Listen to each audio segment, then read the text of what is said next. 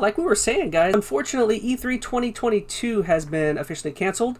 The digital and the physical. Prior to this, it was just the physical show, and now all of a sudden today, the digital has been canceled. So per the ESA, yeah, they have confirmed its cancelization.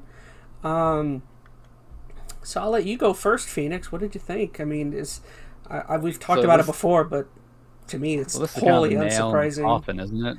Oh yeah, I would think this is like once something like this goes away, like you miss a whole year on it. I mean, what's the odds of it coming back? At least in any kind of timely fashion. I mean, maybe 5-10 years from now they'll look to revisit something like this, but clearly they've decided not to do it because it's not profitable for them. So, I mean, what about that's going to change next year?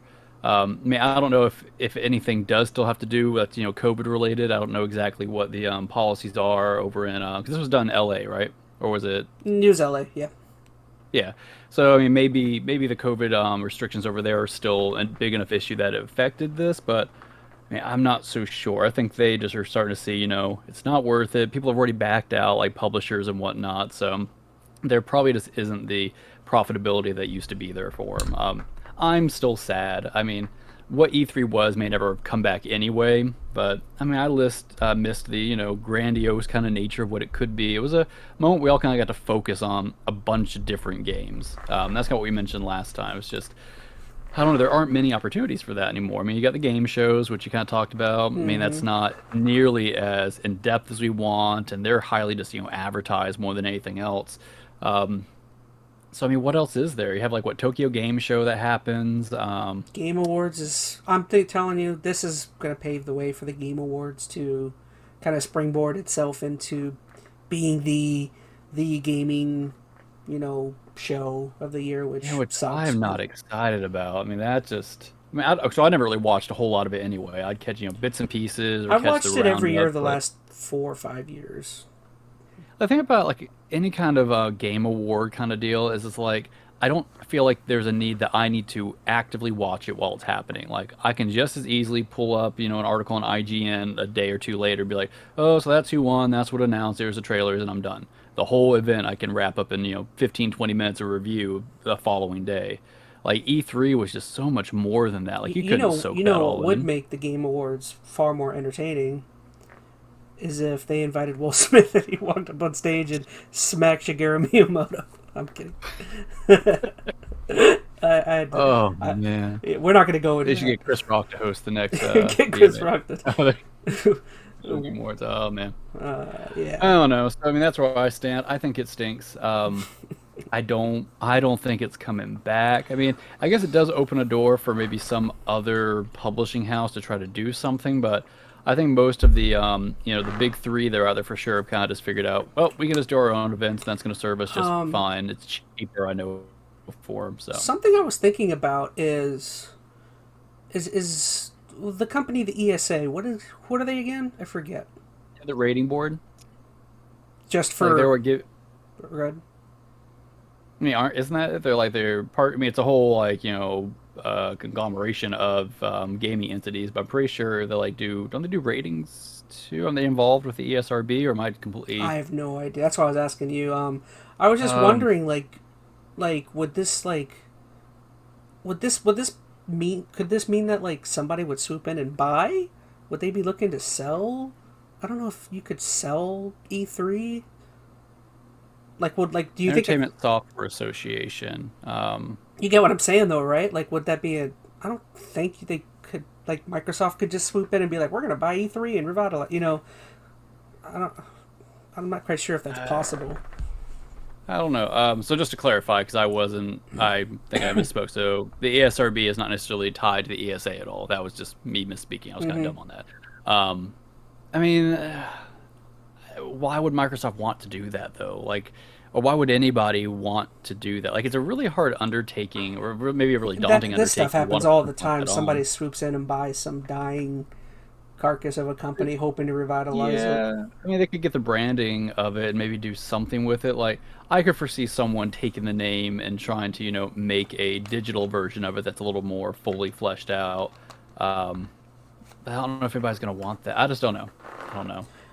The writing should have been on the wall with the EA stuff. Once EA and Well, the writing should have been on the wall years ago, I guess, with Sony backing out Well, and stuff.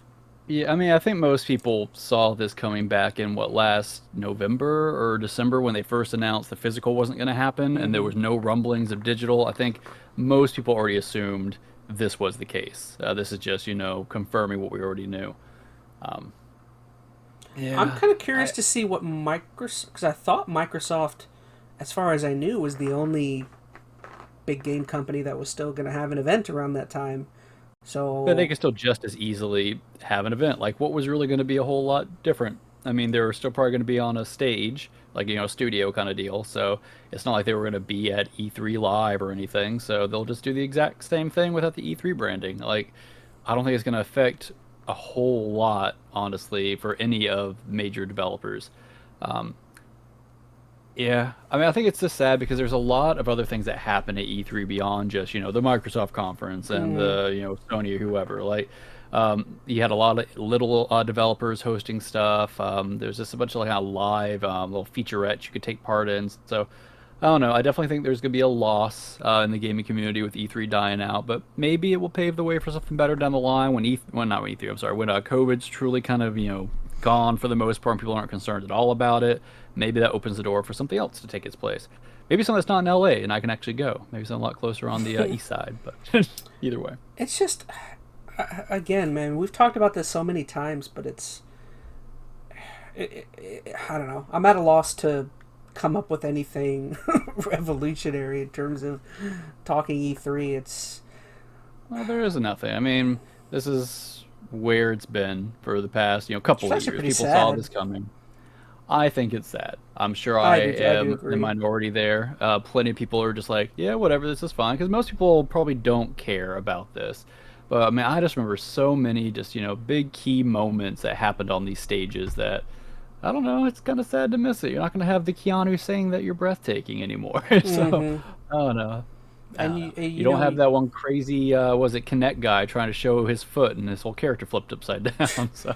and you know what? You're missing out on a bunch of, as much as I think the whole console fanboyism and all that stuff is toxic, and to an extent, some of it can be fun. Some of it can be entertaining and lighthearted, and like, granted, again, most of it, in my opinion, is super toxic on Twitter and all the fanboyism and stuff. But like, a certain amount of it is fairly fun. Like, I know a lot of people might disagree, but like, I was pretty young for the whole, Sony does what Nintendo don't, and everything I've watched about that looks Sega, fun. Or not Sony. or Sega does what Nintendo. Like, a lot of that seemed super cool, super fun. Like, I don't know. I think it depends on your perspective on how fun it is. I mean, when you're a kid, your mom bought you what may be considered the losing console. It's less fun. I don't know. But looking back on it, I mean, it definitely, I think, added character to that, generation of games and just, stuff you talk about it now. Like, there are these big rivalries. It almost feels Hmm. like a legendary kind of battle between, these big I just gaming mean those entities. battles like came out a lot of times during E3. Like, everyone remembers the. Well, it gave something for people to rally behind, and Hmm. honestly, that's the thing. Like, companies want you to, be supporting them and buying their products, and one way to do that is to champion their products by being like, this is the best of whatever. So by honestly, even though I know it's a war to a certain extent between these companies, it serves them well, I think, to have that competition Oh because yeah, it gives these two entities something to kind of fight over and buy into whatever particular system they are most interested in. I mean. I don't know. I'm sad to see. Well, here's the thing. That's not going anywhere. I mean, I think that's we'll not kind going of anywhere. But I just mean like that. concentrated aspect of it, I just mean like E3 who had. the who won E3 kind of discussions. I think are Yes. gonna be Yeah. missed. Yeah. Yeah. Like I said, it was to an extent it was fun. Like the good nature ribbing part is fun, not the Twitter. Your Sony ponies and all that, Xbox and all that. That stuff's toxic. I don't think that's good discourse, but um, I'm, I'm tempted to go through here and pick at it, but I just don't think there's much more to add. I mean, looks like the ESA says that due to COVID, I guess maybe I don't see COVID.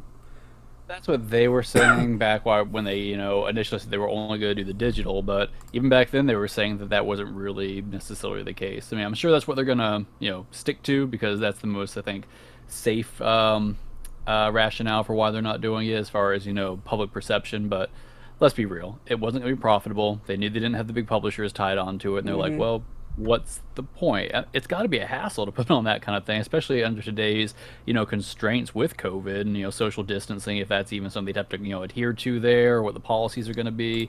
You got people, upset that they're doing, a big live gathering like that still. So I don't know. I get why they're doing it.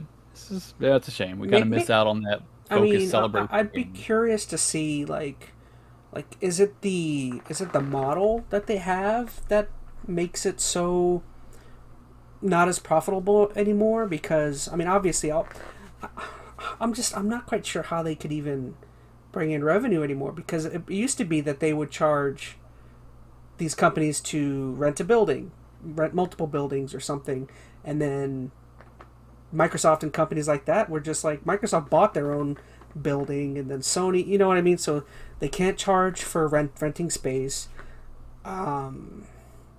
Yeah, I mean, it's gonna be hard it's gonna take a full reimagining of E3, I think, to really ever make it something that's gonna be worthwhile to them. Because I mean, E3 started out as a true just industry conference. Like didn't have public or anything. It was just these tiny little conference rooms that had some really like businessy business people wearing their suits and ties, talking spreadsheets and charts. Like it wasn't the exciting thing it kind of grew into. And they needed that for the time. But then that evolved. Companies didn't need that kind of venue to announce their products anymore. They started being able to do that through their own means. And then eventually it turned into, well, we don't even need to have like a location to do that at. We can do it all online at our own time. You just took the words out of my mouth. Yeah, I was saying like a company like, I don't know, like Pepsi or something. It's like, why spend money to put ads, at E3 when you can just put it on your website or put it on Facebook, you know what I mean? Yeah, so no, I think this is probably the nail in the coffin for E3. I mean, would I like to see it come back in some shape or form? Maybe, but I don't think it's ever going to be what it used to be. No. So honestly, this is probably it. Maybe something else will fill its space in the coming years, but no, this is the send-off for E3. Yep. I mean, it does say here that the ESA is planning to reinvigorate it for 2023, but I don't believe that. No, I think skipping an entire year that's pretty much it. I think they'll just start getting real quiet over the next coming months, and then eventually just sizzle out, not even be a thing. Because like here's the thing, they didn't just all of a sudden decide to cancel the digital event. Like they knew that was coming a long time ago. That was already in the works, I'm sure. And now they just kind of waited, let it kind of get to a certain point, and then let it be. All right, guys. Well, I think we're gonna cut that. That might be one of our shortest topics we've done so far.